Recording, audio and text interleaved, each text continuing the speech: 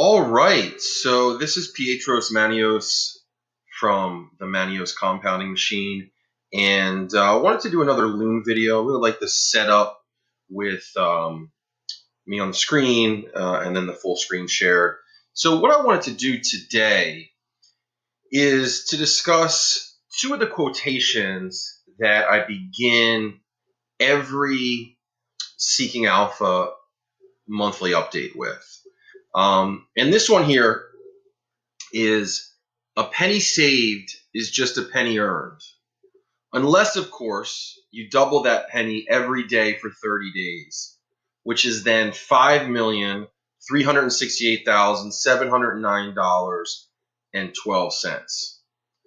So what is the genesis of this particular quotation? So for those of you who follow financial education, there kind of seems to be two schools of thought. The first is descended from the millionaire next door type of sensibility. Dave Ramsey, Susie Orman, Mike Rowe, the sort of work-a-day, average Joe who can get ahead type of sensibility. Don't go to Starbucks. You know, if you only save that Starbucks money and invest it in 40 years, it'll be X, right? Debt is bad. Don't get into debt. Eliminate your debt. So that's more of the Puritan, Calvinist, Quaker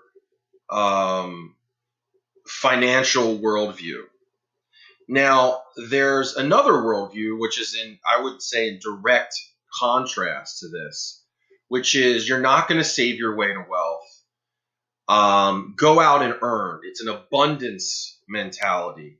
The two most well-known proponents of this, I would think, would be Robert Kiyosaki, Rich Dad, Poor Dad, Grant Cardone, 10X, so on and so forth. And so you have these ideas of, one is sort of save your way, know your wage,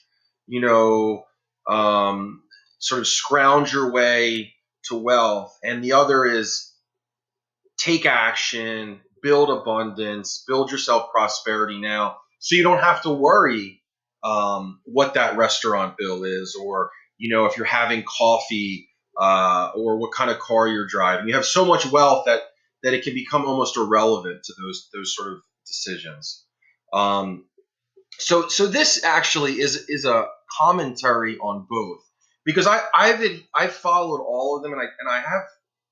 And I mentioned this in other videos and in my essays, a syncretic view of investing, which is I take what you would think would be antithetical, competing, so even hostile views, and synthesize them in my own type of thinking and action. So I believe it was the YouTube channel, which is an excellent YouTube channel. I highly recommend it for those of you looking for advice on building wealth, is A-Lux. Now, A-Lux falls more in that Peter Thiel, Robert Kiyosaki, Grant Cardone, not as much of the frugal, millionaire next door, don't show off, don't wear designer clothes, don't do this, don't do that, maybe one day, and so they had a saying here: a penny saved is just a penny earned.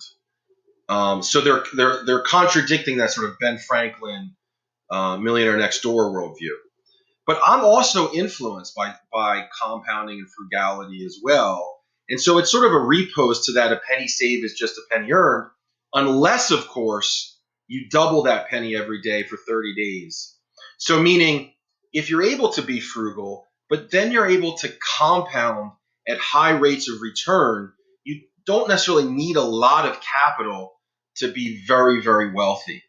And so I think there's a famous anecdote, I don't even know if it's true or if it's just a pure anecdote, of Warren Buffett picking up a penny and saying, the beginning of the next billion, right? So, and for those of you who follow my essays and what I try to achieve, for me, everything is compound interest.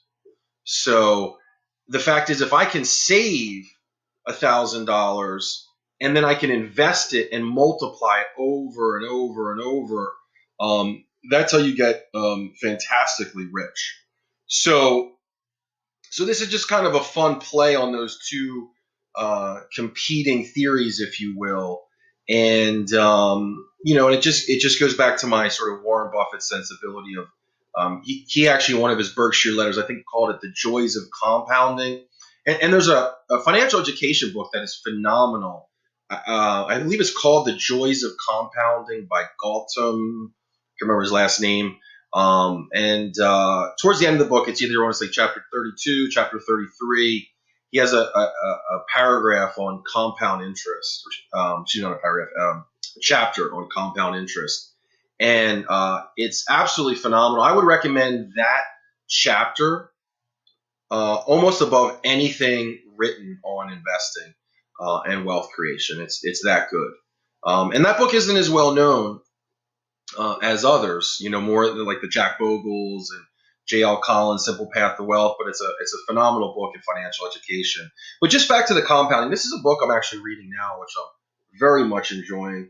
This is Robert Hagstrom, kind of a Buffett scholar. This is another book that he published on Warren Buffett. Warren Buffett, Inside the Ultimate Money Mind. And he just kind of on page 3 here mentions the same idea I mentioned here of compound interest and reinvesting the profits. Here we go. That 1 penny at a time is the essence of compounding. We often think of compounding only as it applies to interest. You probably know Albert Einstein's famous quote, "Compound interest is the 8th wonder of the world. He who understands it earns it. He who doesn't pays it." But at its core, the concept is broader and more powerful. Use profits to make further profits. Harry Lawson instinctively understood it. So did a young Warren Buffett. Let's say it again. Use profits to make further profits. So even with my option strategy, which is very casino-esque, very Sam Ace Rothstein, right? Robert De Niro's character in Casino, very speculative. One might even just say gambling. Let's just go there and just concede that perhaps. But what is it that I do with my 5, 10,000 a month in option premium? It goes back into Berkshire Hathaway, Progressive, Allstate, AT&T, what have you. It goes back into further investments. What do I do with my real estate profits from my mobile home parks? I take money from that investment and I dollar cost average into vanilla index funds, at least 1,000 a month. So that's taking money from real estate and using it to buy equities, but on a dollar cost averaging basis because they're essentially uncorrelated. Meaning if the stock market falls 30, 40%, rents will come in and then those rents are going to buy undervalued equities. Now with dollar cost averaging, you could say that they're also buying overvalued equities here and there. But it's just that principle of dollar cost averaging accelerates, enhances the essence of compounding. So that's the first quotation. I'll say it one last time. A penny saved is just a penny earned, unless, of course, you double that penny every day for 30 days, which is then $5,368,709.12. So now let's go to the second. Just zoom in here. Let's see if I can open it. There it is. So this one is capital is perhaps the last form of individual freedom. So this quotation is very much Milton Friedman, Friedrich Hayek, Ayn Rand, and it's a theory that I oftentimes say to people, especially when they try to talk to me about politics. Oh, did you see what this person said and this person did, and that's so awful. What's going on here? And they try to talk about these macro issues, and I sometimes think to myself, is being informed or having strong opinions about this going to change that person's life? Probably not. Probably not. That it's capital, and I might even say capital alone, that allows one to be free. Because without capital, one is forced to take a job, and maybe a job that one despises, that's simply done for sheer survival. Now, someone could take this and then use it as sort of a Noam Chomsky, Howard Zinn, Thomas Piketty, worldview of attacking capitalism. But I've often said, you can beat the system by being Emerson, Thoreau, meaning a cabin in the woods, that you're not part of, capital, labor, employer, employee. You sort of beat the system by withdrawing from the system. And there's an element of 1960s in that. Timothy O'Leary, Drop Out, right? So in that Henry David Thoreau, Walden Pond, Ralph Waldo Emerson, the hyper individualism of being free. But you could also look at it that Carl Icahn or Steve Cohen or Steve Schwartzman or Jamie Dimon, these people are as free, if not freer, than Thoreau, Emerson, and others who kind of check out and place themselves above capitalism by not contributing or being a part of capitalism. So you can essentially beat the system by withdrawing, or you can beat the system by accumulating so much capital that you're essentially what's called FU money. A lot of people oftentimes mention. So that's the idea. Is that to be free, I feel, and this is my opinion. I'm sure others who are more Thomas Piketty, Howard Zinn, Noam Chomsky, Gabriel Zuckerman, Emmanuel Saez, so on and so forth, meaning left progressives would disagree with this, and that's fine. But I would say is that pile of capital just is such a sense of freedom, because you no longer have to go into the labor market. You're essentially free and above the labor market. And again, that can lead to resentment from others who are in the labor market and dependent on a salary or wage. And that kind of goes back to the first point I made, where I'm talking about those two worldviews of, the first one of The Millionaire Next Door, Dave Ramsey, the second one of Robert Kiyosaki, Grant Cardone, abundance, prosperity. If you're making 100,000, think, well, how do I make 100,000 a month? How do I make 100,000 a day?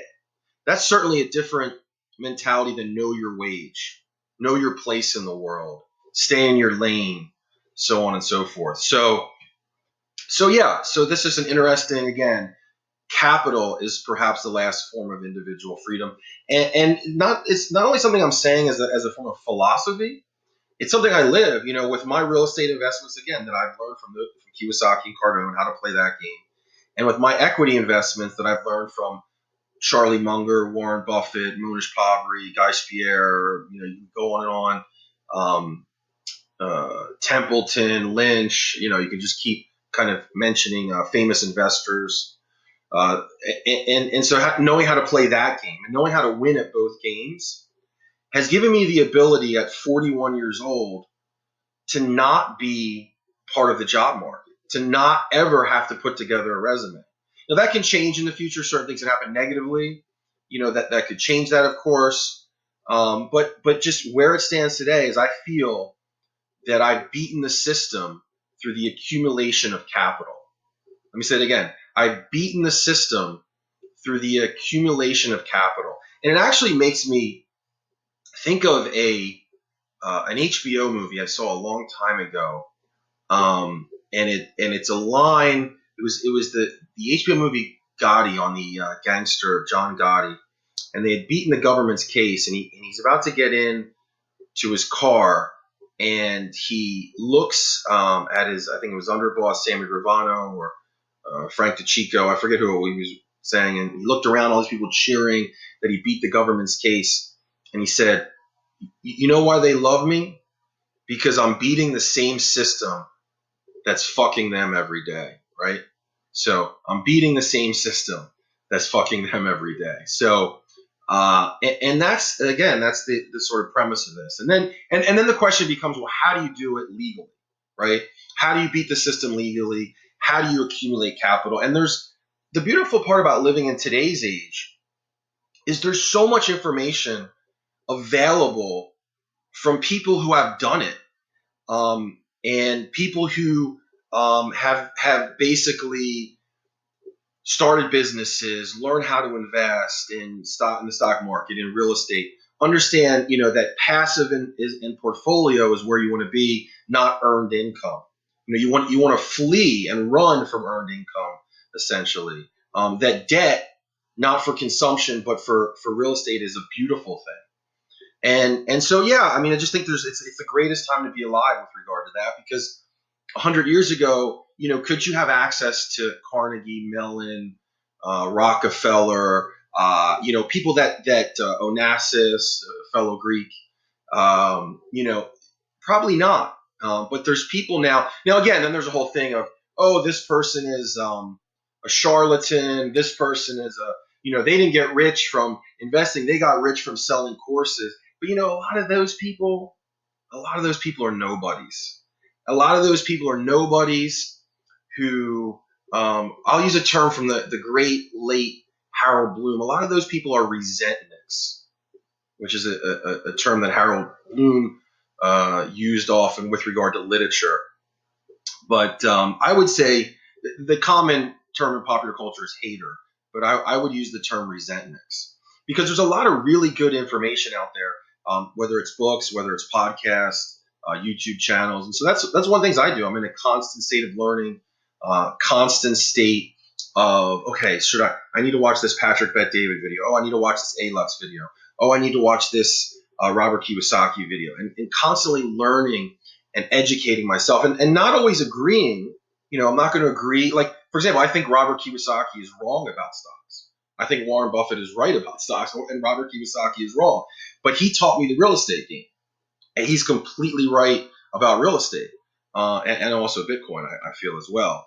But it doesn't mean that I'm, just because I disagree with one little element of his opinion or his philosophy, that then I would discard it, because there's a lot to learn. There's a lot to unpack. So yeah, so that's just my little conversation on the, and again, for those of you who actually do read the monthly update of the Maneos compounding machine, I always begin with 4 quotes. I discussed 2 of them today.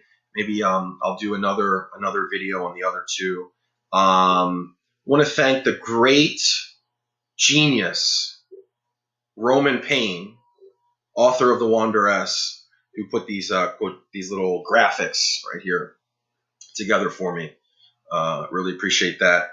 And yeah, so that's it for today. Last thing, capital, is 9. I think it was at 976 at the end of last month. I'm still in that range, 970, 980, somewhere along that.